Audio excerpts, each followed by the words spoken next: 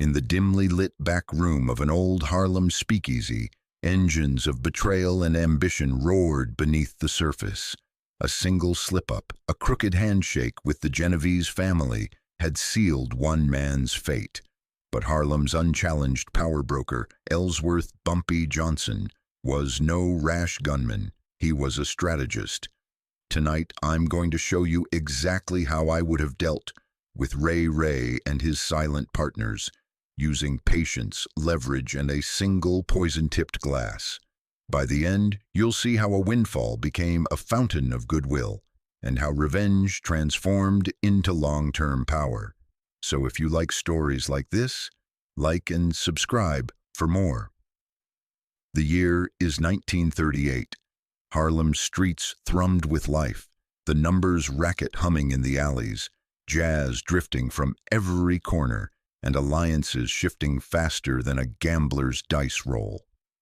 Bumpy Johnson sat in his office above a Chinese laundry, the same space where he calculated which crew to favor, which loan shark to steer clear of. Business was booming, and his partnership with Lucky Luciano gave him a margin of international protection. Yet rumors drifted in, whispers that one of his most trusted lieutenants, Ray, had quietly cut a deal with the Genovese syndicate. Word was the Italians promised to carve Harlem in half in exchange for a cut of Bumpy's operation. That couldn't stand. Step 1. Build an unshakable case. Bumpy didn't react to gossip. He dispatched 2 of his sharpest men, Nate the bookkeeper and Little Joe, to tail Ray. They snapped photos of clandestine meetings in back alleys, gathered torn-off receipts from midnight payoffs, and even recorded a few whispered deals on a smuggled wire recorder. Within days, Bumpy held a dossier so airtight it would have convinced the fussiest Manhattan judge. With hard proof in hand, he could move without fear of walking blind into a trap. Step 2. Flip their strategy on its head. Rather than storm in with guns drawn, Bumpy let Ray bask in the illusion of victory. He kept his own hand hidden, made no abrupt changes to the numbers operation, and allowed word of the Genovese alliance to spread just enough to lure his traitor into thinking he was safe. Meanwhile, he prepared a special bottle of scotch, one that no one but he would touch, so he could swap a glass and carry the key to their undoing in his very palm. Step 3. Calibrated pressure over wanton violence. Bumpy's real genius lay in restraint. He could have emptied a Tommy gun and ignited a turf war that would have spread across Harlem, but violence begets violence, and a war would have drawn federal heat, risking both his freedom and his profits. Instead, he leaned on another weapon, reputation. He crafted a message to Ray, delivered by a poised messenger, that if the betrayal became public, both the Italians and Harlem's crews would brand him radioactive. No one would do business with him again.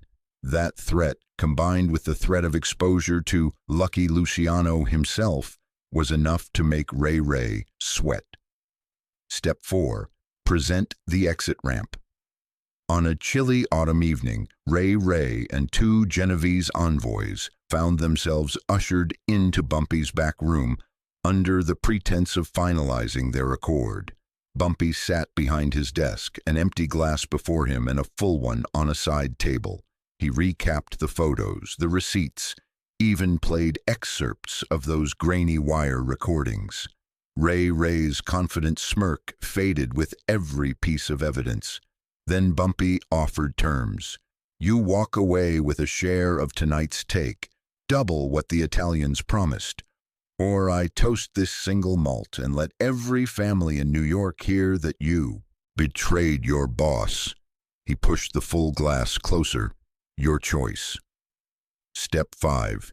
Turn spoils into strength. Cornered, Ray slumped and agreed to pay the stipulated sum. Bumpy allowed them to fill a valise with cash, enough to satisfy the Italians and cover hush money, then told the Genovese men to report back that Harlem's kingpin was magnanimous. They left believing they'd wrung whatever they could from the deal. What they didn't know was that Bumpy's men had secretly emptied half the valise on the way out, rerouting it to accounts held in trust for Harlem's families.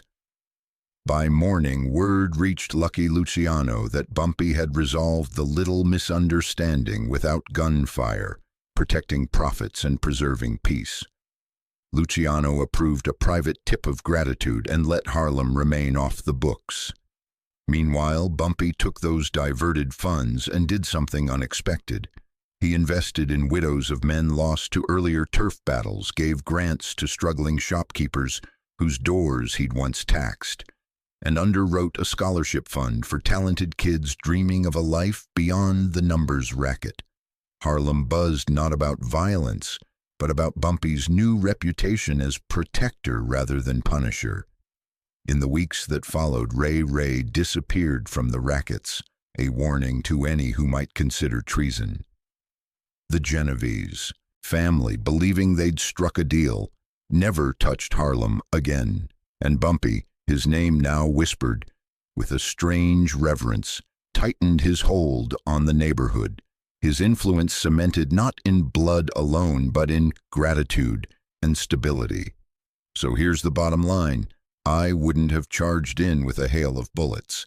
I'd have assembled rock-solid proof, let the traitors flaunt their illusion of power, then applied just enough pressure to force them into paying for their mistake.